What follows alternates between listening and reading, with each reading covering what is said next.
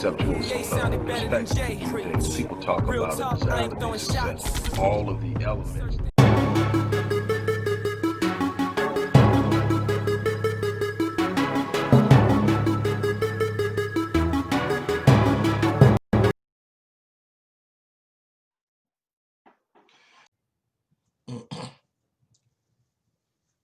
Hello, everybody. Dr. Rick Wallace dropping in on you. I hope that uh, everything's going well for you. There's so much going on with us still being in the round and the ride of this COVID-19 uh, issue, uh, a heightened sense of awareness as it pertains to the hostility and the brutality of police officers who are levying their force against our youth, predominantly our young men and even our young women. I've heard that a young black woman in Florida was killed by a police officer a couple of days ago. Um, so this is going on. I want to drop in and talk to you a minute about something specific that has come up with the George Floyd case. And I'm going to give you my insight on it, and you can take from it what you will. I want to remind you guys that we need your support. I want to remind you guys that we need um, your support. So look in the description box, and in the description box, you'll find the link to the website where you can learn more about what we do. If you don't already know, we've been here sharing on YouTube for 10 years. We've had some issues where we lost a channel that was extremely uh, powerful and expanding, nearing 20,000 subscribers, uh, several million views, and so much more. And we had to start over and rebuilding, and we're in that process. But for those of you who have just jumped on board, just arrived, there's a lot about what I do that you may not know from the research I've conducted over the last 30 years, the books I've written, um, and the programs I've designed out of an understanding that was afforded me by the research. So much, so you can go to the site, you can check that out. Or you can just give through our Cash App account, which I find more and more people are doing. They had to wrestle with me to even get me to put Cash App up because I didn't take it seriously. But it seems that more people are comfortable with that, so you can give through that way. You can give at the site. You can also find ways to contact us and become a part of what we're doing. This is a team and unified effort. So I want to offer you that. Now, it has been brought to my attention that a certain amount of black people are a little upset with George Floyd, and here's why. George seems to have had a white girlfriend. Now, it also seems that George had a black girlfriend. And, you know, there are a couple of things that people know about me that feel, okay, that's going to put where I stand on this case into question. One is I believe that black men need to be loving black women.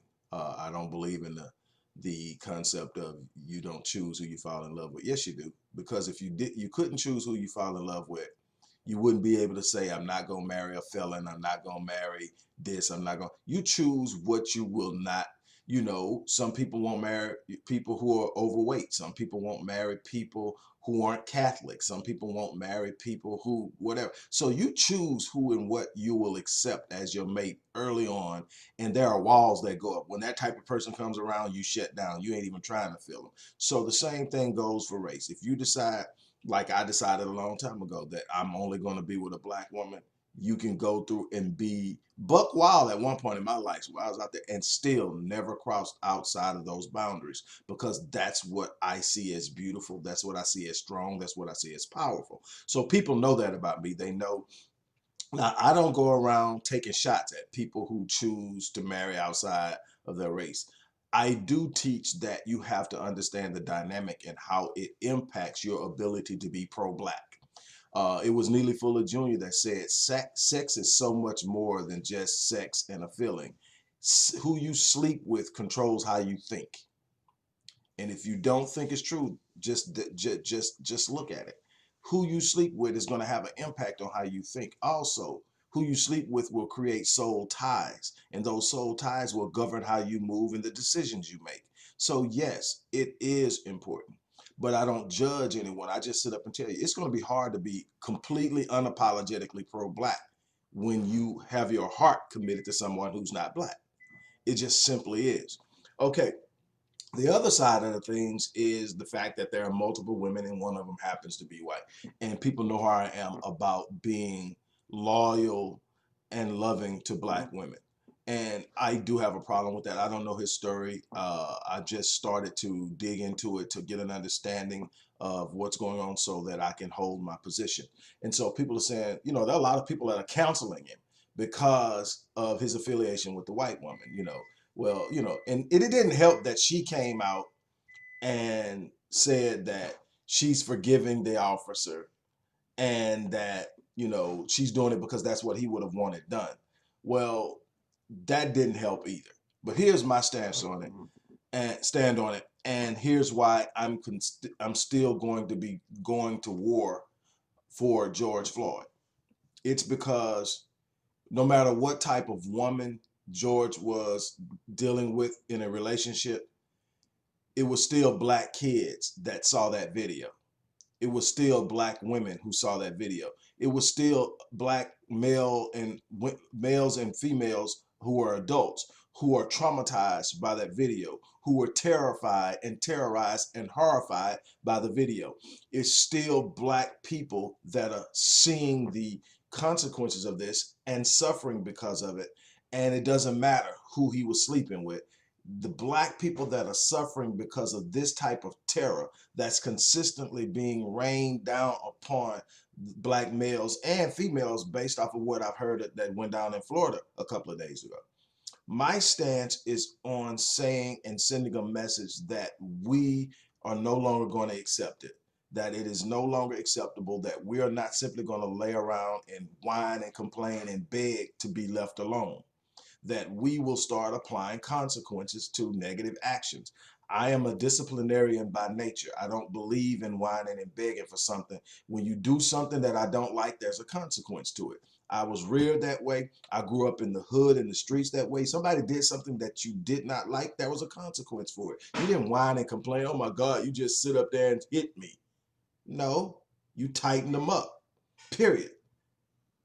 It's that simple. You don't let somebody come and cross a line with you and then whine and complain about it. If you're not going to do nothing, shut up. If you got enough energy to complain, you got enough energy to take action. Here's what I'm saying. I'm going to continue to fight, not because of some relationship that he has that I don't approve of at all. I don't approve of it. I think I've given you enough content on how I feel about black women and the way I look at things to show that. But at the same time, they they didn't know when they killed him that he had a white girlfriend. They saw a black man, his life meant a little or nothing, that they casually took his life breath by breath. That's what I'm fighting for. Is the fact that there are kids that saw that video because it went viral. It's all over the place. That's something else. That goes to something else that I put out a couple of days ago. We got to do a better job of monitoring the screen time of our children, because what's out there, they're not mentally and emotionally prepared to process in their minds and in their brains. They think they are. God, let them tell the story. They're grown. They got it all figured out. But I'm telling you from years and years of experience, years and years of study, that the brain at that age that these kids are on the internet cannot process 90% of the stuff that they're being force fed, and it's governing and shaping how they're going to enter into the world, and they won't be prepared. They're going to be damaged. They're going to be misled, miseducated, misdirected, and it's going to be our fault because we give them way too much leeway to surf around and find things that they don't need to engage. And one of the things is a black man being murdered by a police officer. The whole relationship between us and cops is being shaped by these videos. And we need to understand that. So this is not one of those long videos. This is just one where I'm personally addressing why I'm going to stay in the fight. Because here's the other side of it. While the girlfriend is forgiving, his sisters and whoever else, his auntie or whatever else, his mom died a year ago, which explains why he was actually calling out to his mom in that sense. You got to understand that he could have been going into shock as he was losing breath. And so he may not have been completely coherent. So his calling out for his mom may have been instinctive. And, but what I find is his family has hired an attorney. His family is demanding justice. His family is black. His family is seeing it as solely that. You know, until the family comes out and says, we forgive and all that stuff like that, I'm going to work. Now, when the family does it, I'm done. I'm going to drop it. When the family sits up and pulls that card, I'm done with them. I'm not going to fight for somebody that's not fighting for themselves.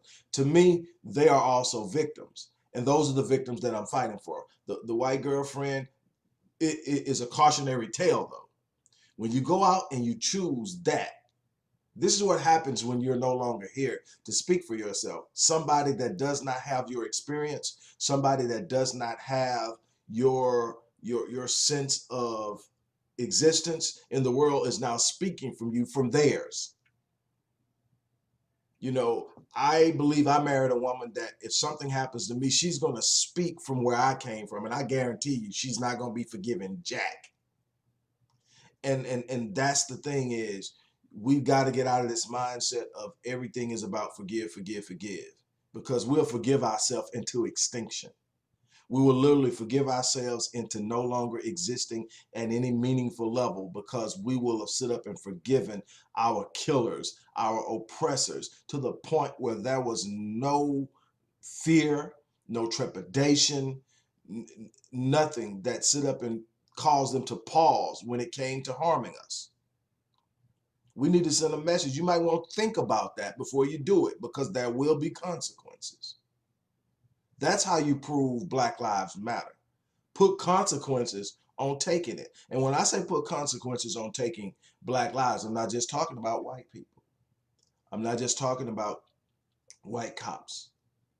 I'm talking about anybody that would take a Black life unprovoked and outside of self-defense. Someone that feels that a black life isn't worth saving and takes it without provocation needs to be dealt with unequivocally, unapologetically, decisively. On that note, I'm out. Hello everybody, Dr. Rick Wallace here, dropping in with a little special announcement. For those who have followed me for any stretch of time, you know, outside of the businesses that I run, like Myriad Business Solutions, the Visionetics Institute, Odyssey Media Group, I also do a great deal of work inside of the inner city communities in Houston, Dallas, and other areas. I'm asking now, as we push a fundraiser, that you support what the Odyssey Project is doing in the inner cities, especially with programs like Black Men Lead, which is a rite of passage initiative, and Restoring Ghettos Forgotten Daughters, which is a program focused on helping young girls, but boys as well, suffering from childhood sexual abuse, rape, molestation, domestic abuse, absentee fatherhood, and so many other things. The information will be in the box. Thank you.